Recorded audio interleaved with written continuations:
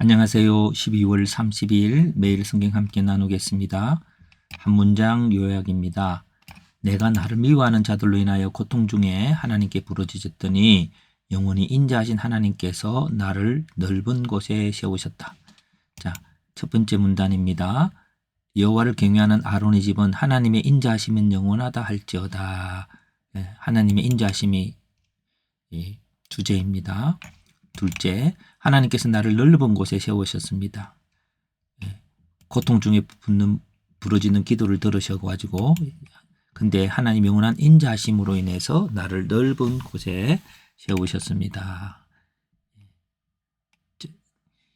여기 본문에 미워하는 자들로 인하여 기도했더니 내가 넓은 곳에 세워졌다라고 했기 때문에 그 일을 하나님께서 하시는 거죠. 나는 나를 미워하는 자들이 보응받는 것을 볼 것이다. 보응은 어떻게 되는 것인지를 잘 안 나타나 있습니다만은 어쨌든 하나님께서 행하셔서 또 하나님은 하나님께 비하하는 것이 사람을 신뢰하는 것이 낫기 때문에 내가 미워하는 자들이 보응받는 것을 볼 수 있을 것입니다. 그럼 어떻게 하냐면 첫째로 나는 두려워하지 않습니다. 여호와가 내 편이고 나를 도울 것을 믿기 때문에요. 뿐만 아니라 미워하는 자에 강할지라도 문나라가 나를 싸고 벌들처럼 에워싸고 나를 밀쳐 늘어뜨리지만 여호와 이름으로 그들을 끊고 그들이 불타서 없어지고 여호와께서 나를 도우신다고 했습니다. 한 문장 요약 한 번 더 말씀드리면 내가 나를 미워하는 자들로 인하여 고통 중에 부르짖었더니 영원한 인자하신 하나님께서 나를 넓은 곳에 세우셨습니다. 자, 나를 넓은 곳에 세우신 하나님이란 주제로 하나님의 성품은 영원히 인자하심이죠. 인자하심은 하나님은 나에 대해 인자하시고 세상에 대해 인자하십니다. 그래서 오늘 우리들은 나에 대해서 인자하신 하나님이 세상에 대해 인자하심을 보일 수 있도록 나의 고통을 통해서 역사하는 그것이 오늘 우리가 복음이라고 볼 수 있습니다. 하나님이 세우시는 자는 고통 가운데 하나님께 부르짖는 자죠. 미워하는 자, 이거는 악한 자죠. 악한 자가. 그래서 그때 하나님을 신뢰합니다. 근데 하나님을 신뢰한다는 인자하신 하나님을 신뢰하는 건데요. 미워하는 사람을 용서하는 것, 인자하신 하나님을 따라.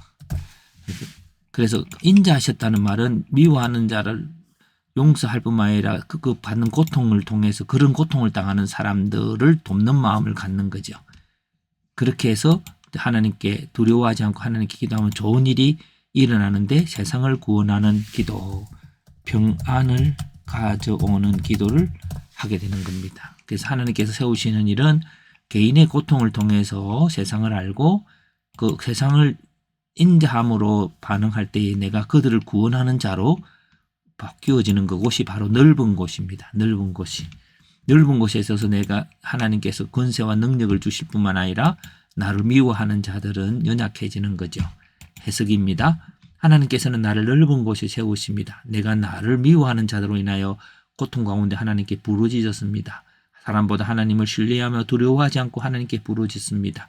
그렇게 할 때에 영원히 인자하신 하나님께서 나를 넓은 곳으로 인도하시고 나를 미워하는 자들을 끊으셨습니다.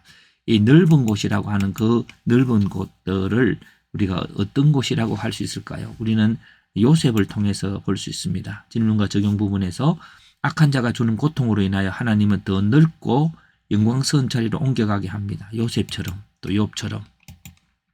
요셉이 총리가 되어 그를 버린 자를 먹인다. 이게 이제 인자하신 하나님을 따라 인자하신 하나님의 계획으로 그게 이 땅의 것입니다. 넓은 곳이란 나를 통해서 많은 사람들이 선한 영향력을 받는 자리이죠. 보장 우편이기도 하고 열방에 이르기까지 그 영향력이 미치게 됩니다. 요셉은 온 열방을 먹여 살리는 총리가 되었습니다. 그것이 넓은 곳이라 볼 수 있습니다.